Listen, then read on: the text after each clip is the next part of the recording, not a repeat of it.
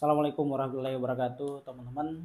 Apa kabar semua? Sehat selalu ya, amin. Nah, kita bincang-bincang hukum lagi, membahas informasi seputar dunia hukum. Nah, topik pembahasan kali ini saya mau bahas mengenai perlindungan anak. Nah, tadi pagi ada yang WhatsApp saya bertanya sekaligus konsultasi mengenai sahabatnya yang dilaporkan oleh keluarga seorang perempuan karena diduga telah melakukan persetubuhan terhadap anaknya.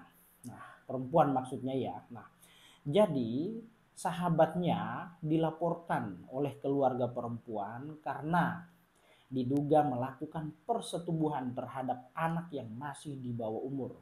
Kebetulan usia sang perempuan ini masih 15 tahun, masih duduk di bangku sekolah. Sementara sang cowok ya usianya di atas 20 tahun.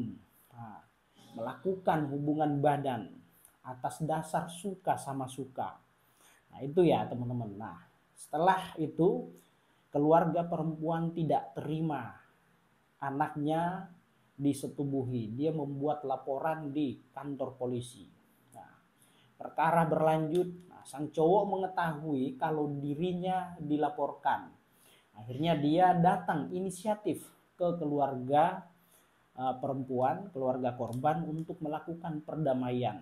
Terjadilah perdamaian di sana.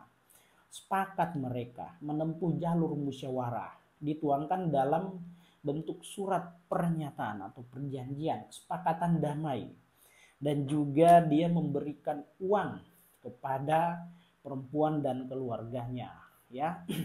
Sudah ada uang ya, bahasanya ya uang kompensasi, uang ganti rugi dan lain-lain apalah istilahnya. Nah, teman saya bertanya ya, apakah perkara persetubuhan terhadap anak atas dasar suka sama suka ini bisa dicabut atau tidak. Nah, sementara ya setelah mereka melakukan perdamaian, mereka bersama-sama pergi ke kantor polisi untuk mencabut laporan tersebut. Nah, sampai di kepolisian, pihak penyidik, pihak kepolisian tidak mau menerima hasil perdamaian mereka karena mereka berpatokan atau dasar daripada penyidik ini adalah undang-undang ya. Ini anak menjadi korban ya, meskipun atas dasar suka sama suka ya, bukan berarti perkara tersebut tuh harus dihentikan. Nah, pertanyaannya apakah setelah orang sudah berdamai terus kemudian melakukan perbuatan tersebut atas dasar suka sama suka, laporan tersebut itu tidak bisa dicabut atau bagaimana? Nah, baik teman-teman. Nah, pada prinsipnya di dalam undang-undang, anak yang usianya masih di bawah umur berdasarkan undang-undang itu dilindungi ya, dilindungi oleh undang-undang. Nah, seseorang atau anak melakukan suatu perbuatan seperti melakukan hubungan badan terhadap orang yang lebih tua, lebih dewasa darinya, tentu ini bukan kehendak dirinya ya, bukan kehendak dirinya, tetapi bisa jadi di sana ada bujuk rayu, tipu muslihat, atau bahkan dia dapat ancaman atau tekanan sehingga sang anak atau perempuan tersebut mau melakukan perbuatan ya, bukan atas dasar suka sama suka ya. Nah, karena di dalam hukum kita tidak mengenal dengan istilah suka sama suka. Nah, teman-teman ya, seperti itu ya. Nah, mengenai tindakan dan perbuatan yang dilakukan oleh sang cowok terhadap anak ya, ini tentu perbuatan atau tindakan yang dilarang berdasarkan undang-undang ya. Seperti kita ketahui bahwa ya, perbuatan atau tindakan persetubuhan terhadap anak di bawah umur merupakan atau delik umum ya, delik biasa, bukan delik aduan ya. Jadi ketika terjadi suatu tindak pidana ya tanpa ada persetujuan atau tanpa ada laporan dari korban atau pihak keluarga korban, ketika telah diketahui terjadi persetubuhan, terjadi tindak pidana terhadap anak, maka pihak kepolisian wajib melakukan proses hukum terhadap pelaku dugaan tindak pidana. Nah, itu teman-teman ya. Nah, mengenai tindakan yang dilakukan oleh sang cowok terhadap anak yang masih usianya di bawah umur dalam bentuk persetubuhan ya, ini diatur di dalam Undang-Undang 35 nomor Undang-Undang nomor 35 tahun 2014, ini diatur dalam pasal 76D, hal yang dilarang ya. Terus kemudian ketentuan pidananya diatur pada pasal 81 ayat 1, di mana ancaman pidananya paling singkat 5 tahun dan paling banyak atau paling lama 15 tahun pidana penjara, atau denda paling banyak 5 miliar teman-teman. Nah, itu ya. Jadi persetubuhan terhadap anak ini adalah deliknya delik umum ya, bukan delik aduan. Nah, jadi tidak dapat dicabut, tidak bisa ditarik kembali.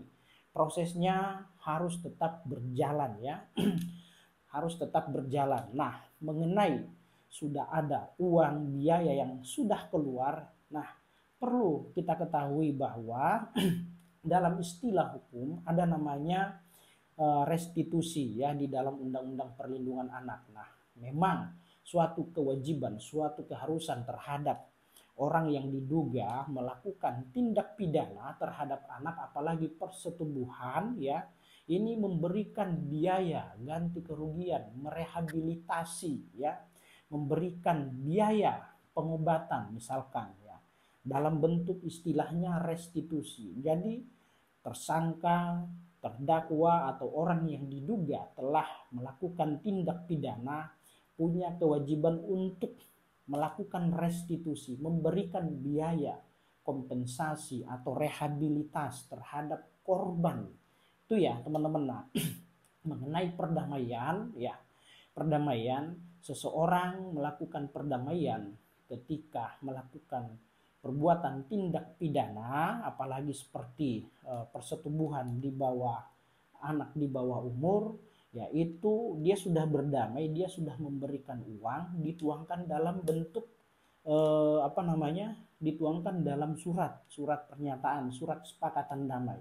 Ya teman-teman ya, hal demikian itu tidak menghilangkan pidana ya, atau tidak menggugurkan pidana. Persoalan proses hukum tetap harus berlanjut mengenai adanya perdamaian dan sudah dituangkan dalam bentuk surat. Terus kemudian ada biaya kompensasi, biaya ganti kerugian atau biaya pengobatan.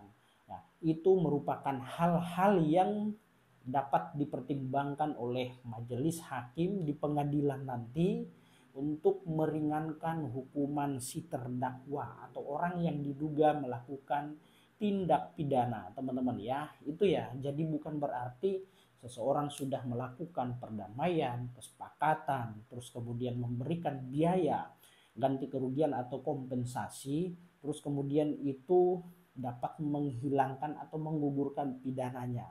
Tidak demikian ya teman-teman ya. Jadi dia tetap berlanjut, apalagi ini deliknya delik umum, bukan delik aduan ya. Kalau delik aduan ya bisa dicabut, bisa dilanjutkan. Tetapi kalau deliknya delik biasa ya, ini tetap proses berlanjut meskipun telah terjadi perdamaian, musyawarah, atau ada biaya kompensasi yang diberikan oleh si pelaku. Nah, itu merupakan hal yang dapat dipertimbangkan oleh majelis hakim di pengadilan nantinya, karena sudah menunjukkan itikat baiknya. Nah, itu ya. Jadi teman-teman, Bapak Ibu semua ya, dalam hal suatu perbuatan tindak pidana di mana deliknya delik umum ya, terus kemudian telah terjadi perdamaian, telah terjadi musyawarah, kesepakatan, bahkan sudah memberikan ganti kerugian, itu tidak serta-merta atau tidak dapat menggugurkan atau menghilangkan tindak pidana, tetap berlanjut. Namun itikat baik yang telah dilakukan oleh si terduga, tersangka atau terdakwa merupakan hal-hal yang dapat dipertimbangkan oleh Yang Mulia Majelis Hakim di pengadilan nantinya untuk memutus atau memvonis si terdakwa dapat diringankan. Nah, itu teman-teman ya. Semoga apa yang saya sampaikan bermanfaat untuk kita semua. Demikian, Assalamualaikum warahmatullahi wabarakatuh. Salam keadilan.